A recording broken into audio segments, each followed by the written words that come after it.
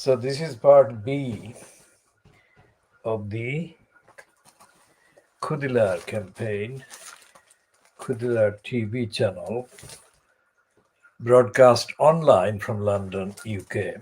UK within quotation marks, of course.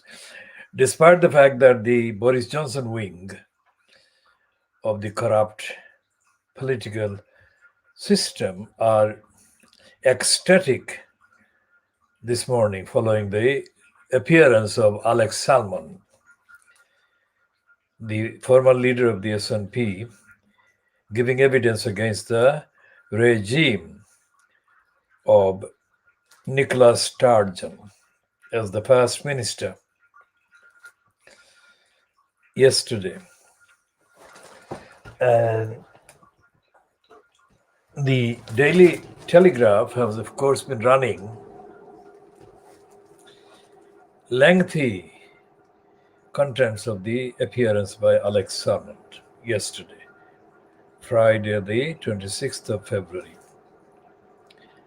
2020. Now, here we look again at the front page of The Guardian today, 27th of February 2021. And the front page of The Guardian sort of contains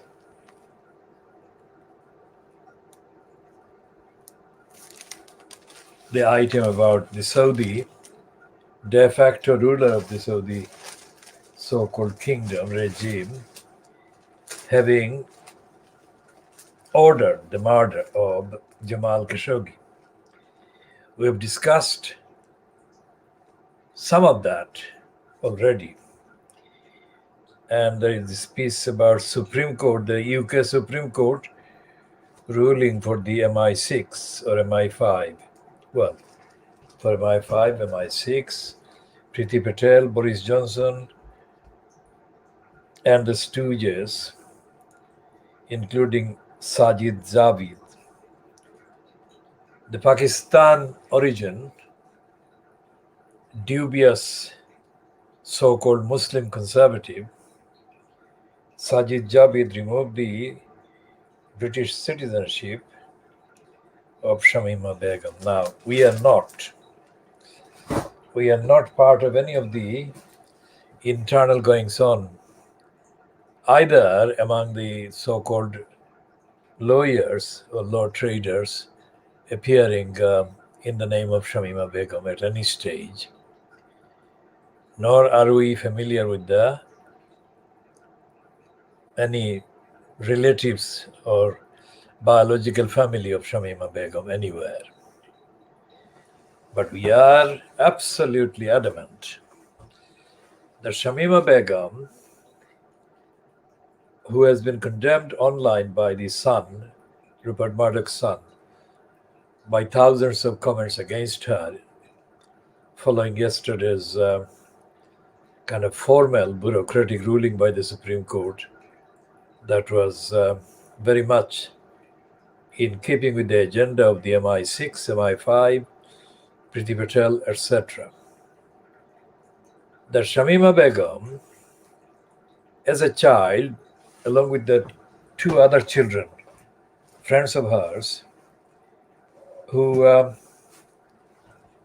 became featured in the news following their being filmed apparently at a Turkish airport in 2015, February 2015, apparently leaving the UK and passing through Turkey into Syria, apparently, allegedly, to join the so-called ISIS. Now, we have absolutely no connection with any of those events, nor do we know any of the people personally or organizationally. But we are absolutely adamant that these children, these three girls, were in terms of the responsibility, were the responsibility of the local Tower Hamlets Council and its so-called social services, its so-called safeguarding children duties. And we have been making this comment or commentary and updating it regularly ever since these children became the subject of the news. And we have been pointing out that those of the licensed law trading kind of business who have at various times pocketed money under the banner or the heading of representing this particular one, Shamima Begum, because she has been featured in various events that have been in the news. More than the other two. Both of those two are, according to published quote news, no longer alive. And the fact that Shamima Begum at an early age was allowed to have children, as many as 3 children in a series, all of whom she lost. And the fact that such a young person, having lost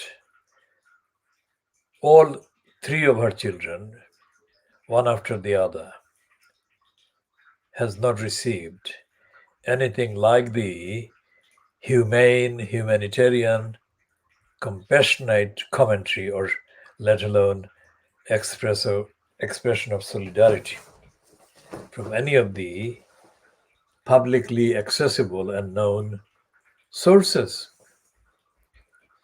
So we note that and we condemn the fact that these children meaning Shamima Begum, her 2 former friends, who are no longer apparently alive, and her own children, 3 children, who died, one after the other.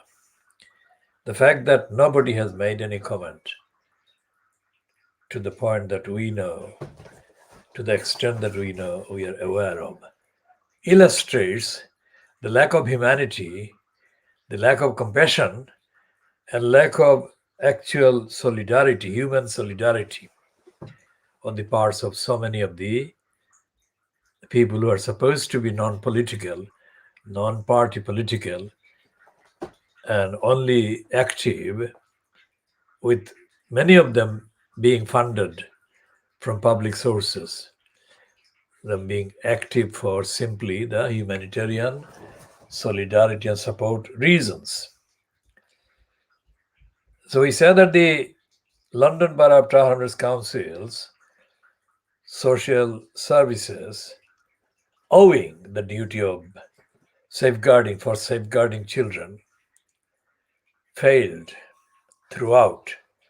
Now, when I say throughout, what I mean is throughout the whole process, throughout the whole period,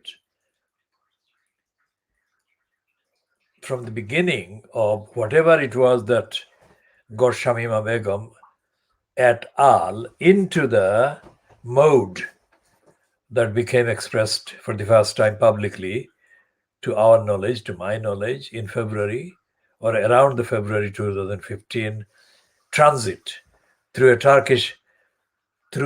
reportedly a Turkish airport, reportedly into a Syrian territory. So those people who were in post at various levels in the Tower Hamlets Council, let's say for several years before the February 2015 kind of reports about Shamima Begum and her 2 then alive and active friends.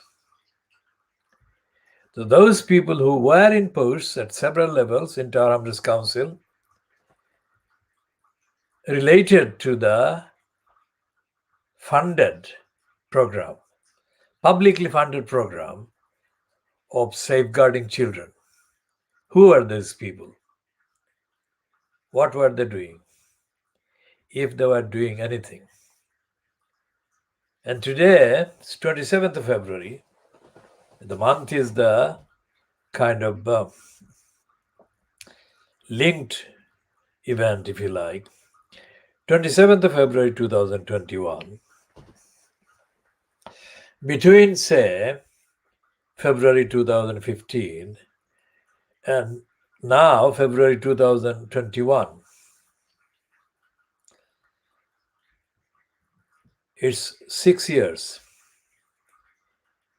And over the 6 years, who in Tower Hamlets Council has been doing their duty post facto, that is to say, after the fact of the girls being photographed apparently at a Turkish airport, exiting Turkey or entering Turkey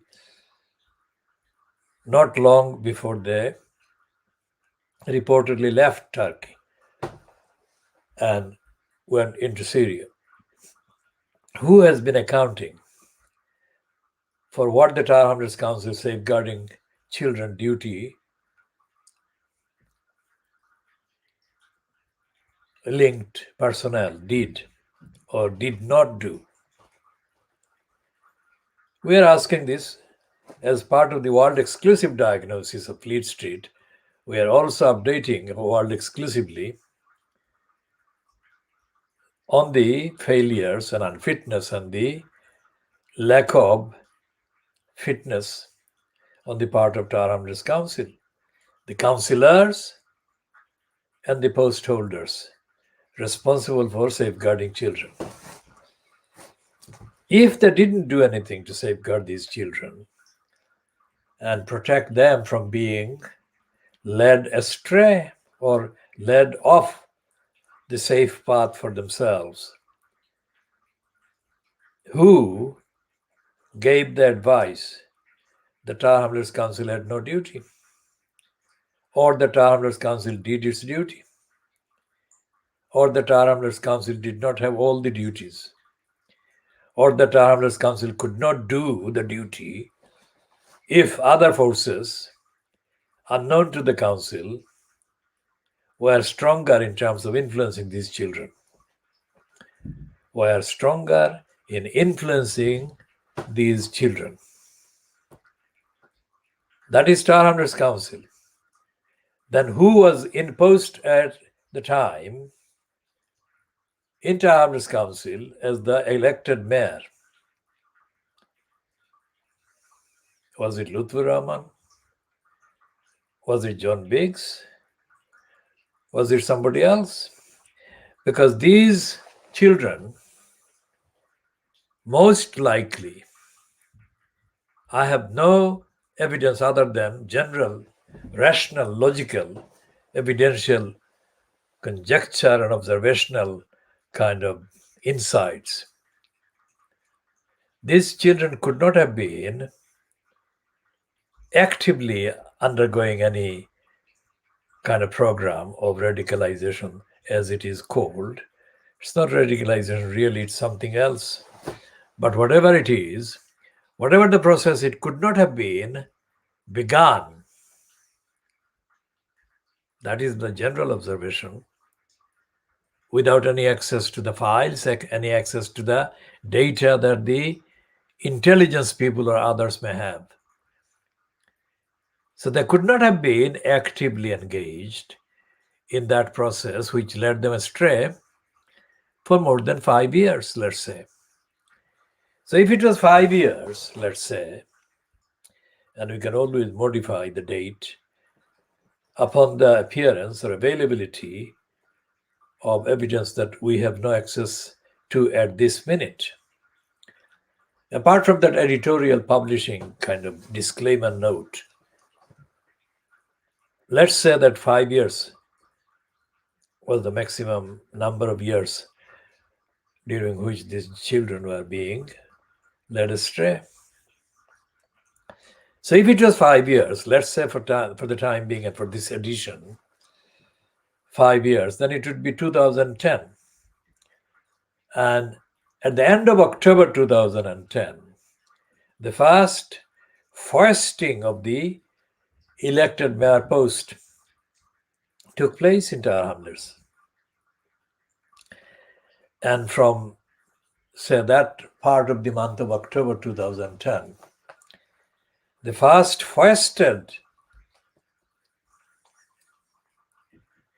incumbent in that post, namely Lutfur Rahman, became responsible for the council. Now, did he do his duty, discharge safeguarding children duty? Did he keep an eye on that? Because most of the contracts in Tower Hamlets that the UK intelligence spying agencies have are contracts, ironically and stupidly, routed through the East London Mosque. What were they doing?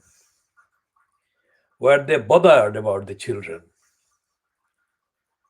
Were they concerned about the children? Did they know that the so-called prevent strategy, which carried with it millions of pounds of aid to the local council to spy on the community effectively, because that is what has happened. They were spying, but they were not protecting. They were not safeguarding the children. So the East London Mosque has unaccountable kind of structures of personnel. Ironically, including Shamsul Haq.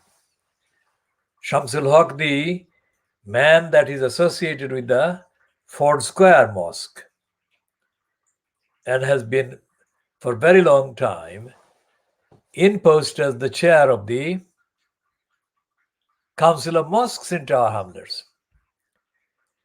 What on earth were they counseling one another, or the mosque, or the parents, or the community? Did they bother about the likes of Shamima Begum? Did they care about the likes of Shamima Begum? Or did they just fantasize a scenario that nobody would notice their lack of commitment, lack of engagement, lack of compassion and dedication, lack of activities in supporting any program that would have protected these children from getting astray, going astray?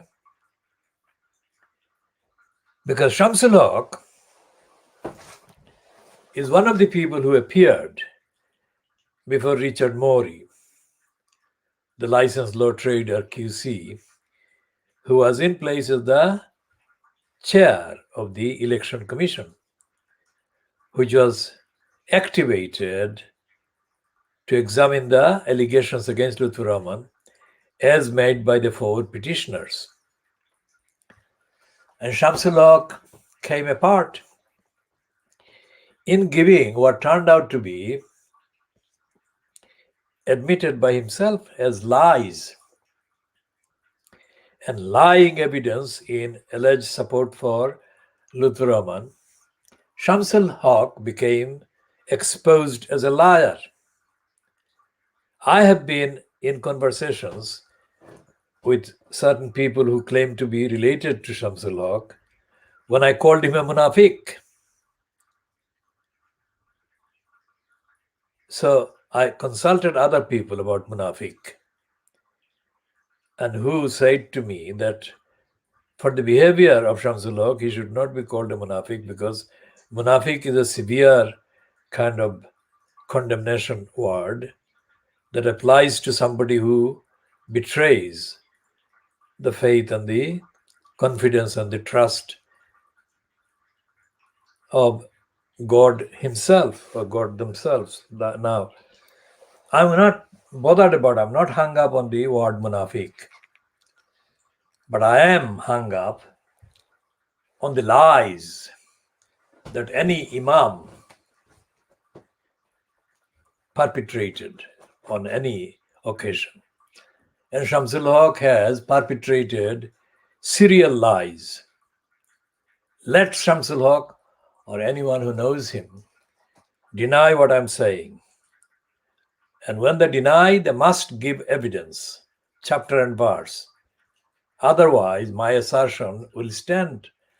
Because Shamsul Haq has been actively engaged in several dozens of promotional activities for Lutfur Rahman. And all of those that I know of are done dishonestly. So Shamsul Haq was part of Lutfur Rahman's kind of unannounced list of contacts since October 2010. Did Shamsul Haq give any opinion about the duties to the children that the incumbent holder of the post of mayor in Tower Hamlets owed? If he did, what was it? And if he did, in what form or at what forum did he give that evidence and such evidence? This is the part 2 of the KhoodeelaarTV campaign, KhoodeelaarTV television channel, world exclusive diagnosis of Fleet Street. And what we are doing today in this part, at this stage, is this: looking at this girl, this child, Shamima Begum, and the ruling by the UK Supreme Court against her yesterday, Friday, the 26th of April to February 2021. Now, what we have in the public domain generally is, in effect, version or versions of the contents posted or published by the UK intelligence agencies and the UK operatives that run parallel to or along with and in support of the intelligence agencies and the agenda being generally against the human rights of the Muslim people,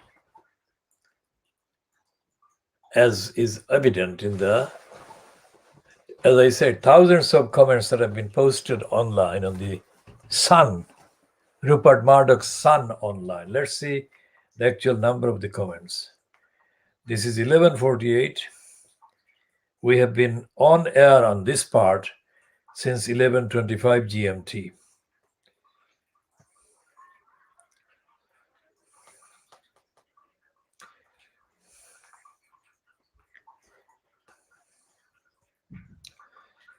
And this KhoodeelaarTV channel broadcast online, not on satellite or terrestrial, but only online, by the KhoodeelaarTV campaign, active in association with dozens of other campaigns, and including the latest one, which is End Hunger at Root. And what we are doing in these diagnostic, analytical, investigative contents is sharing with anyone who comes to view or watch these programs the exclusive findings of our exclusive investigations into events and issues that affect just wide numbers of people across the world in terms of the principle, accountability, and in this context about today's Guardian piece about Shamima Begum, the entire Muslim world. Because the Muslim world has been hijacked by any numbers of crooks and criminals and thugs like those who murdered Jamal Khashoggi and the ruler of Dubai, who has been holding his 2 daughters, as far as is known, captive. One is 35-year-old Latifa and her older sister, age 39 or 37. So these children, well, they were children when they were first attacked, are being victimized by their own biological Muslim parents. Muslim families, Muslim societies, so called. And there is no evidence, absolutely no evidence anywhere that the Muslim quote world, or to use the tired and absolutely boring and dishonestly used phrase, ummah, Muslim ummah, criminals operating as operatives for various regimes, but doing so as kind of bearded, mainly bearded and otherwise Islamically dressed, devout Muslims, have been lying for decades for these criminal regimes. And the liars have been operating in England, in the USA and Western Europe as well, and in Australia and other parts of the world where Muslims are not in the majority in the countries they're in.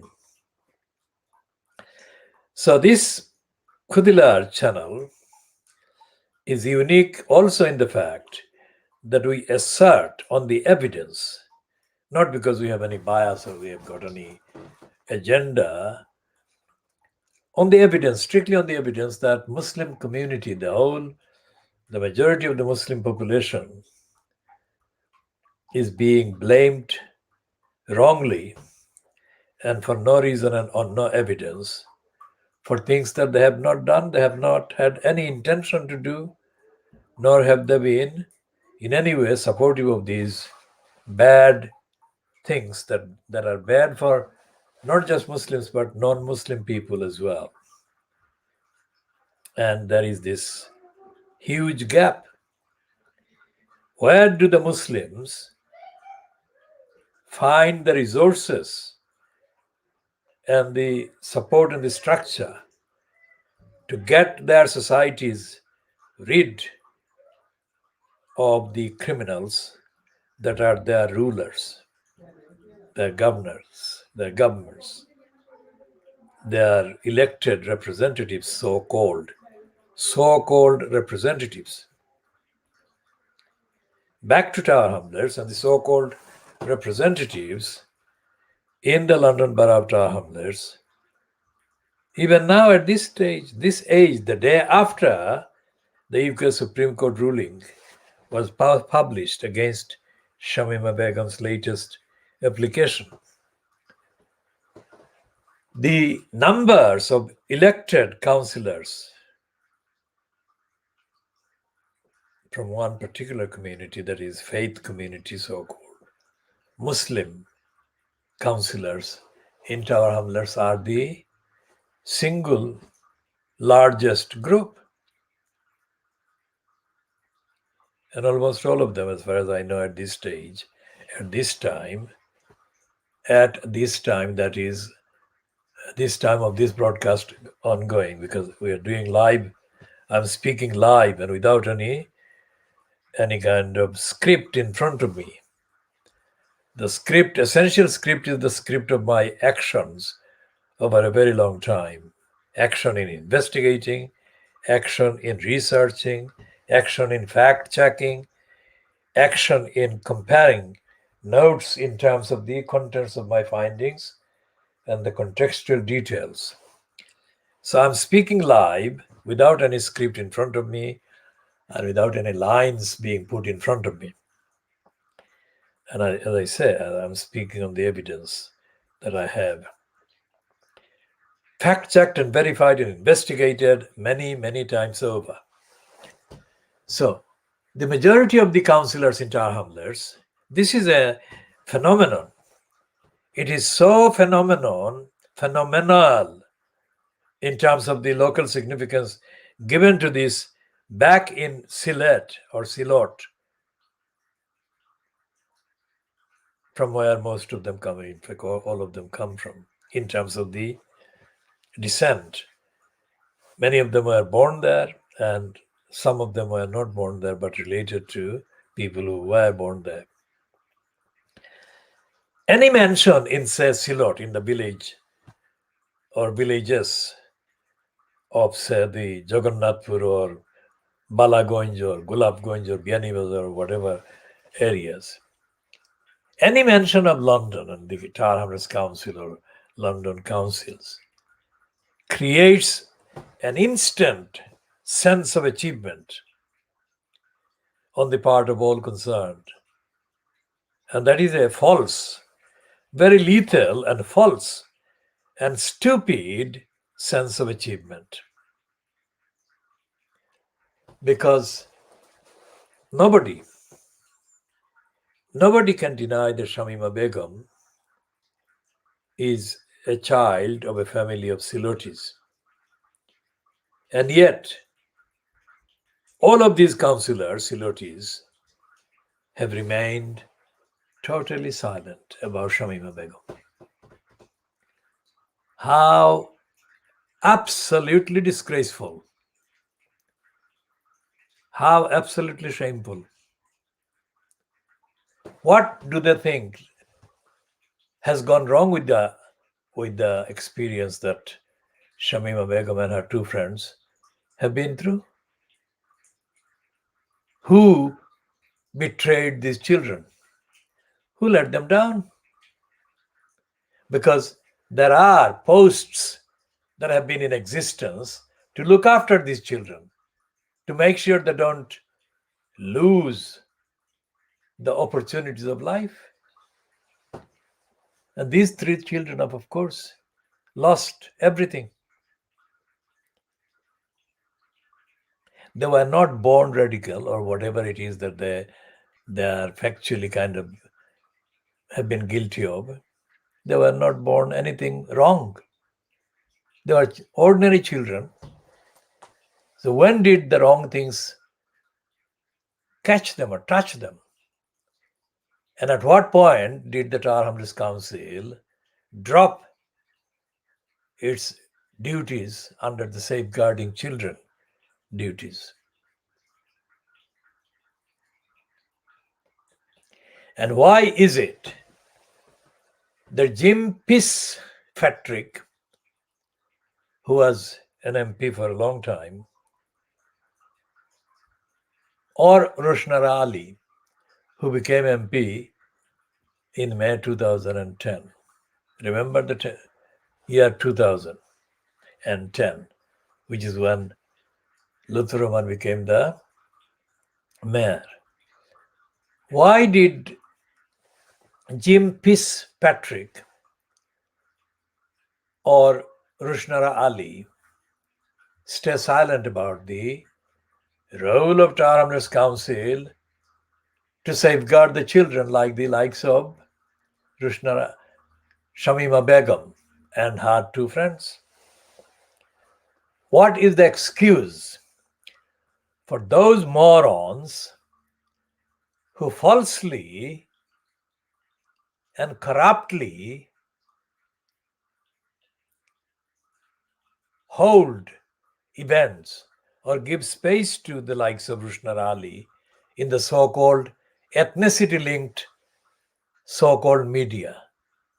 What excuse have those criminals got to stay silent on the silence of Roshnara Ali about Tar Hamlets Council's failure of the safeguarding the children duties, as those duties affected these three girls? Any of the criminals involved in broadcasting or publishing any so-called ethnicity links media who finds what I'm saying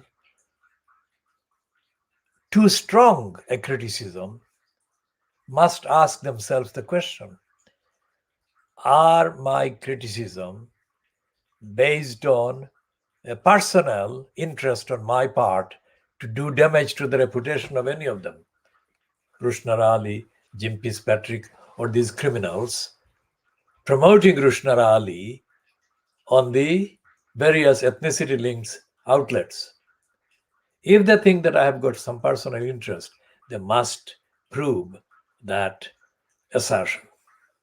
Otherwise, they must stop lying to themselves about what I do and what I say. I'm the one who is holding all these criminals to account. If there is anyone else that is doing the job, then I don't have to do the job. Who is that is doing the job? Who let down Shamima Begum?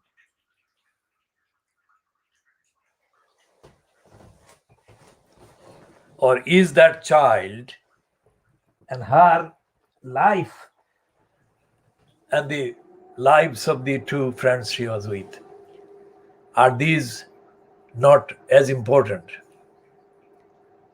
as the lives of persons of same age or similar ages in the rest of the community, in the families of these criminal liars doing the lying by the ethnicity linked media? Would they stay silent if one of their children or one of their relations, similar age, had their life destroyed in the way that Shamima Begum's life and the lives of our two friends have been destroyed? Let them answer this factually, not out of stupidity, of darkness, of idiocy and mental slavery. Let them face the facts and let them tell the truth about what is going on and who let Shamima Begum down.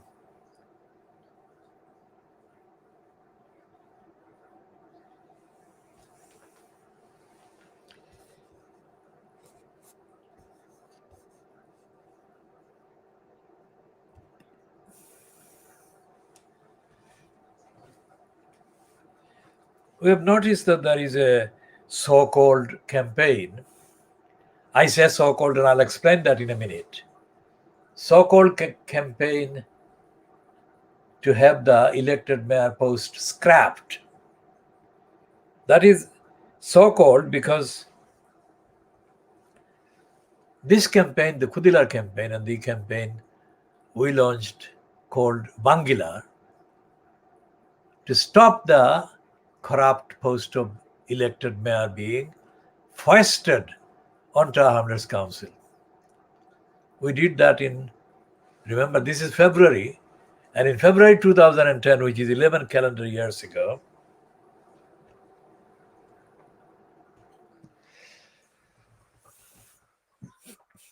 I played the significant part in leading a key part of the rally against the mayor referendum campaign outside the Brady Centre in the Hanbury Street off Brick Lane, London E1, United Kingdom. On Saturday, this is a Saturday, when that Saturday was Saturday the 6th of February 2010.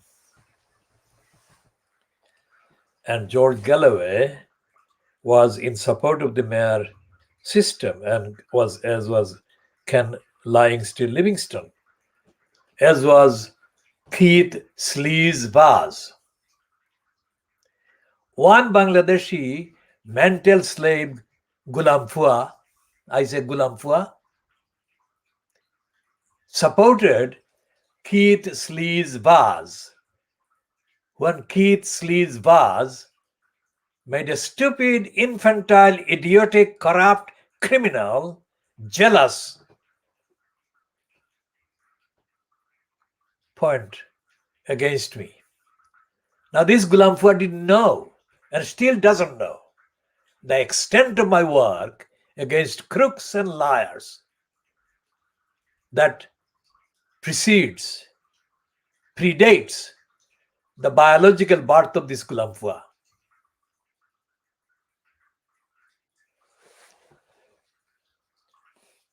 I have been campaigning against liars regardless of what faith or what ethnicity they have.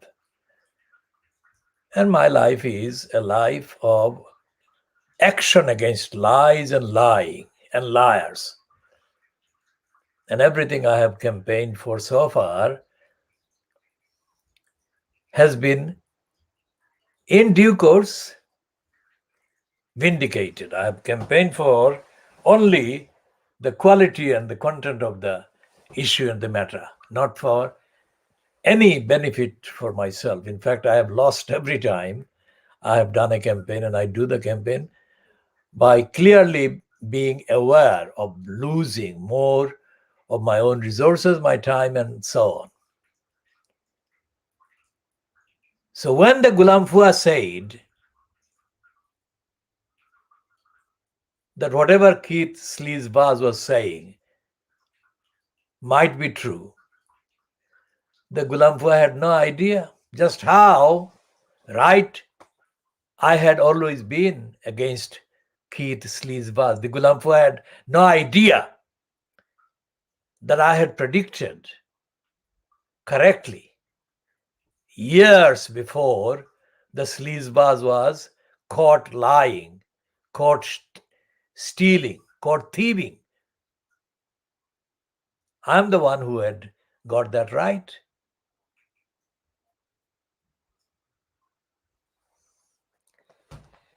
And what happened on the 6th of February 2010 outside the Brady Center on the matter of whether to have an elected mayor or not was simply this. Those of us who genuinely said no to the elected mayor had as evidence the behavior of the Bangladeshi community itself in Tower Hamlets. And we knew that one crook or another would get hold of the post and completely mess up the reputation of the community. At least I did. And this is what happened.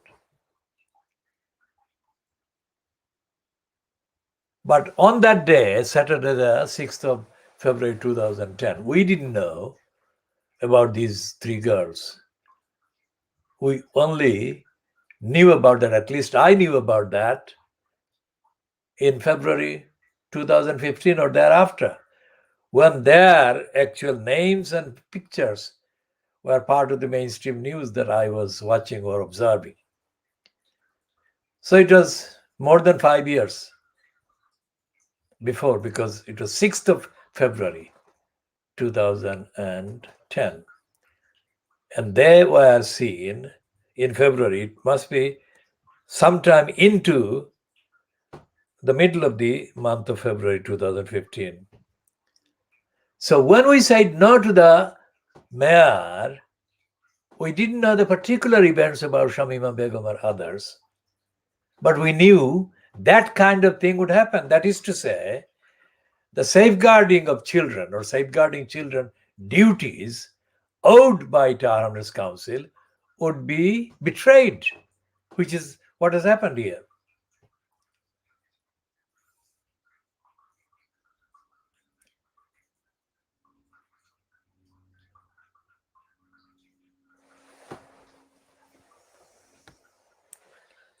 And when I confronted Keith Sleazebaz, the crook, I confronted the crook in the early 1980s. And it was, even then, it was years before the racists in the Labour Party at the time were cooking up this corrupt slogan of black section, Labour Party black section. And the Labour Party black section was instantly seen through by me that it was another racist, colonialist, repressive, anti-democratic, corrupt ploy.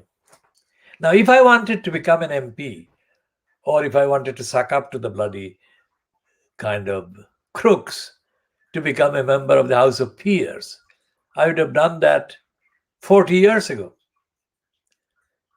I could have become a member of parliament and a minister or something. That was never a big deal. It never is.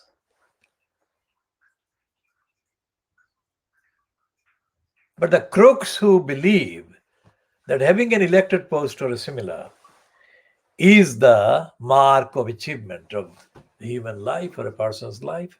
Of course, they're wrong. The mark of achievement or the test is to see whether you are getting it right or if you are getting it wrong. If you are doing it for your own selfish purposes or if you are doing for the good of the people in the larger society, larger world. That is the test. When Einstein said that you cannot solve everything, but you must do the things that you can do to solve some of the wrongs. He got that right. And no individual human being can do everything, of course. They can only do what they can do. But the point is, the difference is they have to make the difference in terms of wanting to do the right thing or not wanting to do the right thing. Crooks like Jeff Bezos of the Amazon and criminals like Mark Zuckerberg and other criminals like Bill Gates or Elon Musk. These criminals are being given undue prominence and platforms by even the likes of The Guardian, of course, because of their accumulation of other people's money. Now, no court of law, so-called, has ruled against any of these criminals. Think about that. What does it show? It shows that the entire human population or the entire population among human beings, there are other people other than these four who could mount challenges against these individual criminals, have chosen not to mount the challenges. Think about that. What does it show? It shows that there is no basis to accept as true any assertion, any excuse by any of those people who have the means to challenge Bezos, Zuckerberg, Gates, Musk, and have chosen not to challenge them, that they could not challenge them. Don't accept that at all. They have chosen to go along with and be or capitulate to these big criminals, looters. And that includes heads of governments. That includes heads of governments, not just individuals. Heads of governments, ministers, prime ministers, heads of states, who are one way or the other capitulating to Jeff Bezos, Elon Musk, Bill Gates, Mark Zuckerberg. No human being needs even £1 million to have a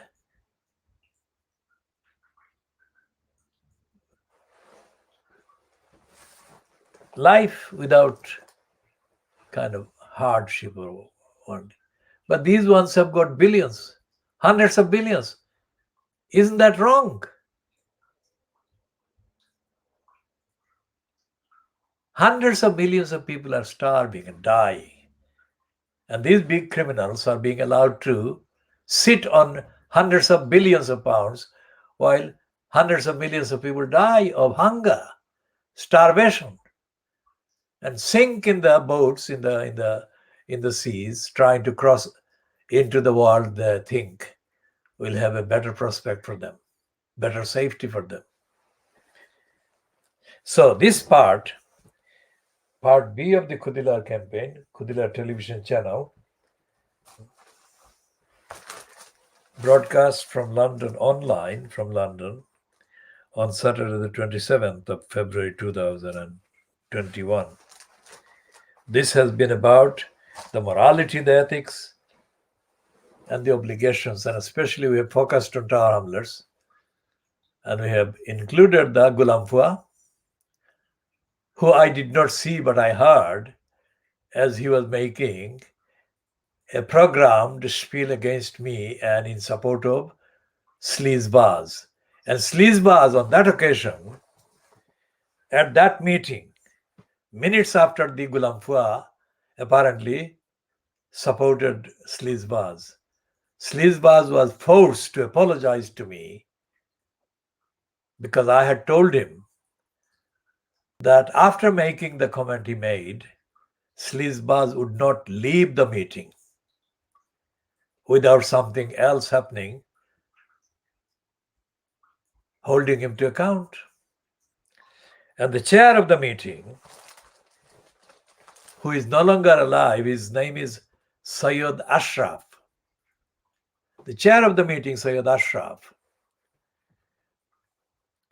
stood up and said to sleazebars that he must apologize for the remark that he made against a member of the audience. Sayyid Ashraf didn't name me as such, but he meant me, of course, because I was standing inches from him as he spoke.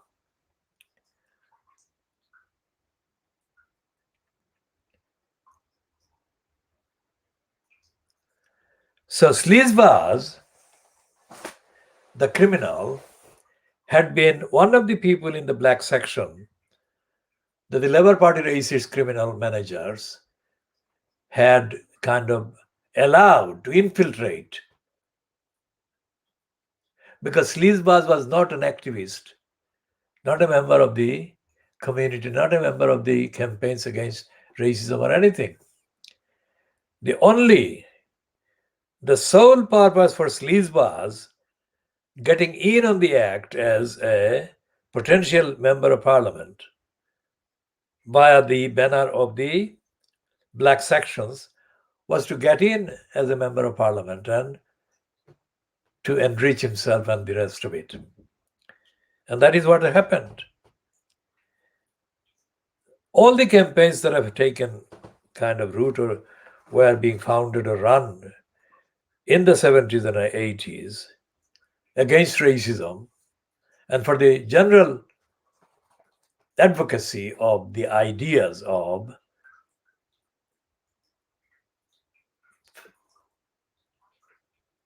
upholding the equality and entitlements to equality of the rights of the people of African and Asian origin. I was actively involved in those. I am actively involved after those in other efforts, as this is part of those efforts as well, this broadcast and the work that this broadcast, organizing this broadcast entails, and the course. The fact that there is a thing called Black Lives Matter, as I said previously, warrants, demands, requires examination, fact-checking. What is this about? Who is it accountable to? And what morality, if any, is this based on? And has anyone involved in the narrative, in the UK especially, called Black Lives Matter, have they heard of the London transport? Have they heard of the London buses? And are they aware of how totally in the darkness and in the corrupt mental slavery state are so many London bus drivers are?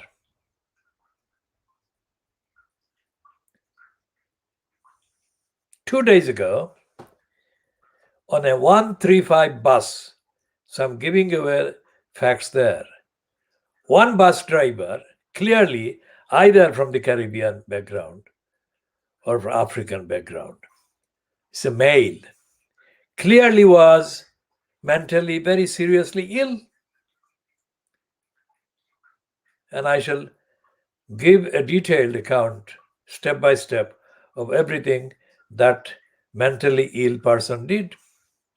Not in this part, but later or in another part. Now the question is, that Sadiq Khan, as the mayor of London, or mayor in the name of London, keeps putting his name forward on the record anyway as saying that he is sympathetic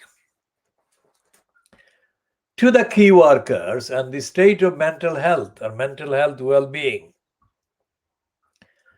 that these people are entitled to have. Now, this bus driver was totally agitated. And so many bus drivers behave so erratically that there must be a large number of them quite mad and yet being allowed to be on the wheels or at the wheels. It's very dangerous, strictly very dangerous, unsafe. Any passenger that these mad bus drivers behave madly towards would have to be absolutely, very clearly alert to the likelihood that these mad bus drivers could cause serious accident, injuring or even killing passengers and others who may be affected by any crash that these buses are plunged into.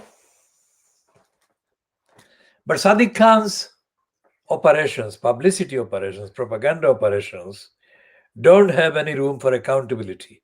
There is no forum where the victims of mad bus drivers can actually seek relief and remedies for the damage, the stress they have been caused by these mad bus drivers. We shall be talking more about this in another part or in later parts or editions. Going back to sleazebaz and Shamima Begum, how does sleazebaz come into this context? Because for a long number of years, this sleaze criminal, look up the word. It's not criminal as a fancy word I'm using it literally as a criminal, as an intentionally reckless person. This crook and a liar sat as the chair of the Home Affairs Select Committee of MPs. And from time to time, this sleazebaz indulged in self-promoting appearances on television news slots.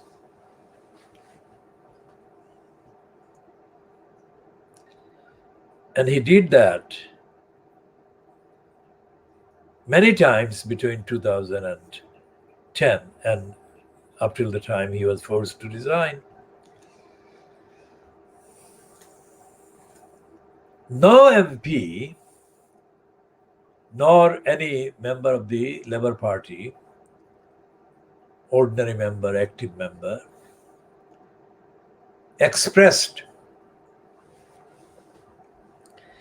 any fact-based criticism of sleazebaz's behavior. But parallel to his sitting as the chair of the Home Affairs Select Committee, sleazebaz also made routine appearances as a paid kind of recipient of undisclosed amounts of money from the variety of multi-billionaire Indian business persons. Of course, his most notorious contacts was with one lot of the billionaires from India. But that was not the only lot. So he could engage with the billionaires, millionaires, and assorted other kind of opportunistic crooks with sufficient money to buy the loyal service of this so-called elected member of parliament for Leicester East, this criminal sleazebaz. And he never sleazebaz never ever expressed one single statement of any concern about the welfare of the children, like the children Shamima Begum and the two of her friends, now deceased or now considered deceased. How is that acceptable? None of the ethnicity-linked criminal media operative Ghulam Fuain ever raised any question about the silence on the part of Keith Sleazebaz in relation to children in positions like that these children, Shamima Begum and her two friends, found themselves in. Remember what we are talking about. We are talking about the ruling yesterday, Friday, the 26th of February 2021, by the UK Supreme Court against Shamima Begum.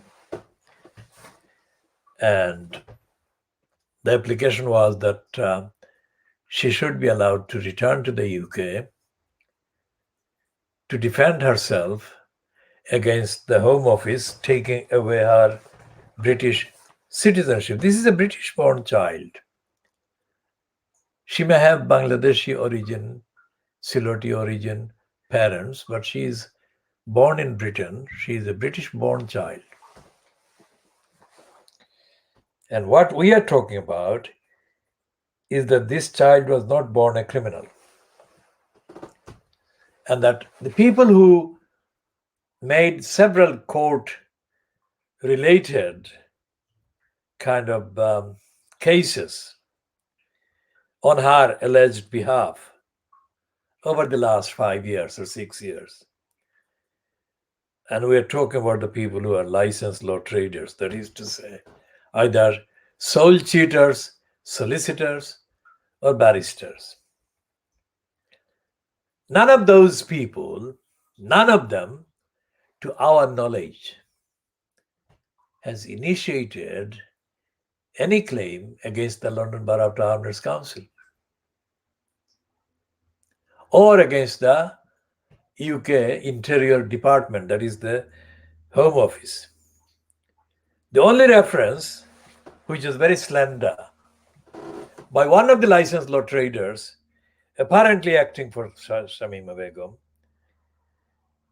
that reference was based on what we had extensively published condemning the failures and the negligence by Towners Council. So it wasn't original, and those liars are so mean-minded and pathetic and ungrateful. They didn't mention the source of that observation and that series of questionnaire or questions we alone created. So this is world exclusive diagnosis in that kind of way. It's world exclusive because no one else thought about this until we publish our findings. And what is happening in this kind of aftermath of the removal of her citizenship by Sajid Javid is that Shamima Begum is not being mentioned. Even now, Shamima Begum has not been mentioned by any of these funded, that is publicly funded, so-called ethnicity-linked groups, volunteers, etc. Any mention of Shamima Begum by these criminals is only repeating mentally slave-like, mental slavishly, what the BBC is saying or what the Home Office is saying or the ITV is saying or something like that. There is no original investigation. There is no original investigation with reference to the safeguarding children duties owed to Shamima Begum and two of her friends now deceased by the London Borough of Towners Council, the local council. To our knowledge, and this is again subject to any fact-checking kind of updated that may be necessary. None of the MPs from either of the two constituencies in Tower Hamlets has raised the questions that they could raise about the failure of Tower Hamlets Council or the linked failure of the Home Office. Because if the Prevent program has been put in place by Tower Hamlets Council, and if the Prevent program is supposed to be about safeguarding children in Tower Hamlets, then there must be or must have been in place a systematic, transparent accountability procedure in place.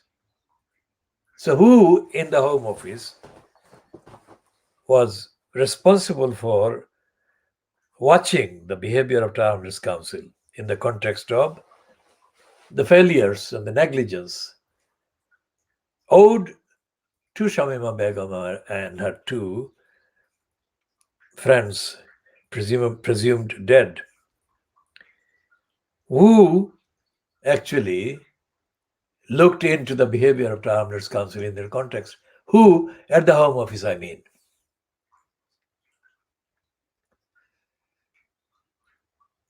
And what question has Roshanara Ali put to the Home Office about the behavior of Shamima Begum and her two friends, presumed dead now, and what the Safeguarding Children and the Prevent program did to safeguard these children before it was too late, before the damage was done.